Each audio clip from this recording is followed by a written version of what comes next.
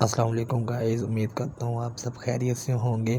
میں ہوں آپ کا ہوسٹ رضوان انصاری اور میں آپ کے لیے لاتا ہوں ڈیلی انٹرسٹڈ فنی مورل اردو سٹوریز۔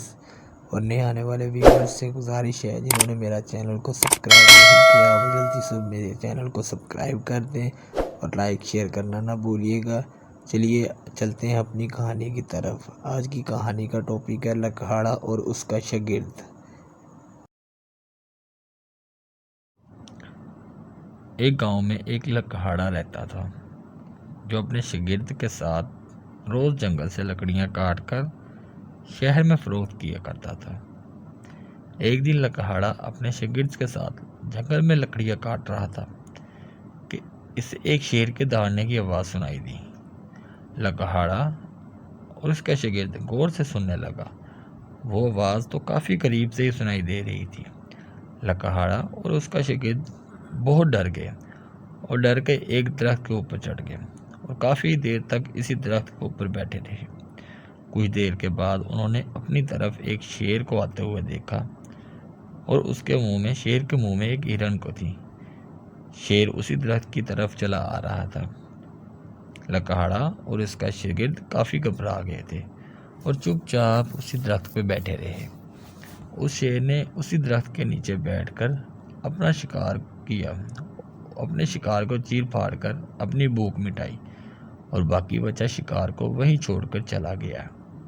شیر کے جانے کے بعد ایک لومڑی لنگڑاتی ہوئی وہاں آئی اور اس بچے ہوئے ہرن کا گوشت کھانے لگی۔ جب لومڑی نے خوب پیٹ بھر کر کھا لیا تو وہ بھی وہاں سے چلی گئی۔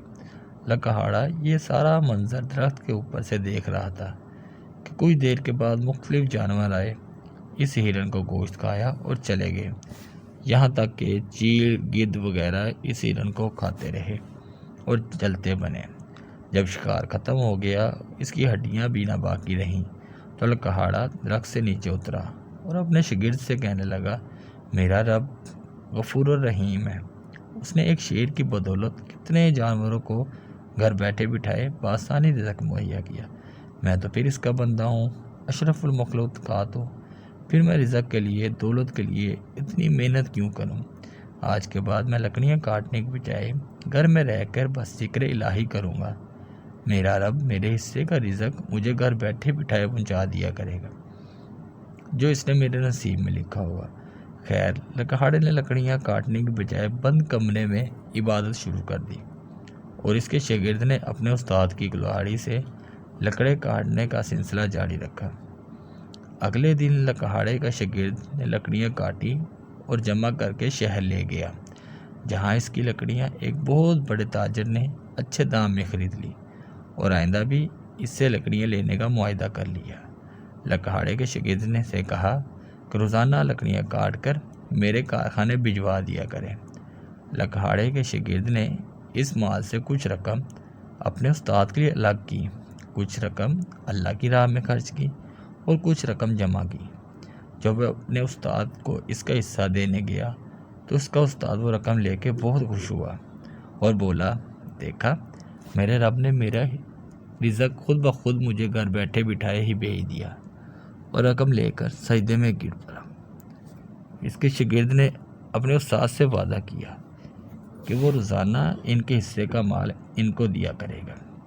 اس کا شاگرد روزانہ اس کا حصہ اسے پہنچا دیا کرتا تھا اور لکڑیاں کاٹنے میں مصروف رہا۔ وقت گزرتا رہا، لکھاڑے کا شاگرد اپنے مال سے یتیموں، مسکینوں اور حاجت مندوں اور اپنے استاد کا حصہ ان تک پہنچاتا رہا اور محنت کرتا رہا۔ ایک دن شاگرد اپنے استاد کے پاس گیا اور کہنے لگا، استاد محترم، آج میں آپ کو اپنے ساتھ لے جانے آیا ہوں، کچھ دکھانا ہے آپ کو۔ لکھاڑا خوشی خوشی اپنے شاگرد کے ساتھ چلا گیا۔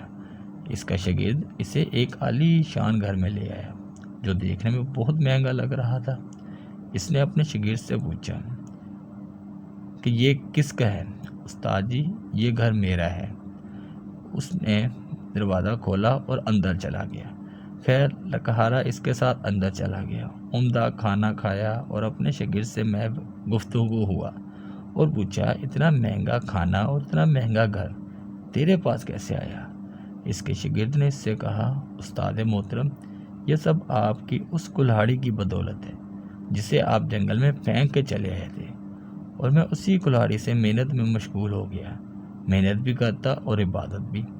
محنت سے کمائے ہوئے پیسوں سے آپ کو بھی حصہ دیتا رہا، اور اللہ کی راہ میں بھی جتنا ہوا خرچ کرتا رہا، اور باقی پیسے جوڑتا بھی رہا، اور انہی پیسوں سے گھر بھی بنا لیا، لکڑی کا کارخانہ بھی بنا لیا۔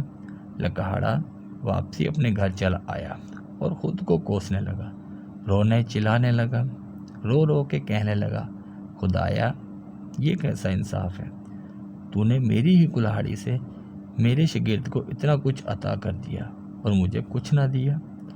کاش وہ کلہاڑی میرے پاس رہتی تو آج میں مالدار ہوتا۔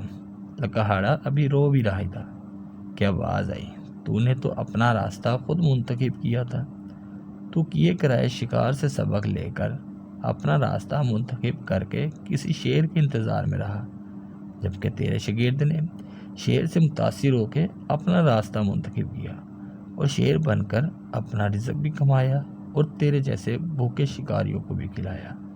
اب صبر رکھ، شکوہ نہ کر۔ تو گائز، آپ کو اس کہانی سے کیا سبق ملا ہے، کائنڈلی کمنٹس باکس میں لازمی بتائیے گا۔ اللہ حافظ۔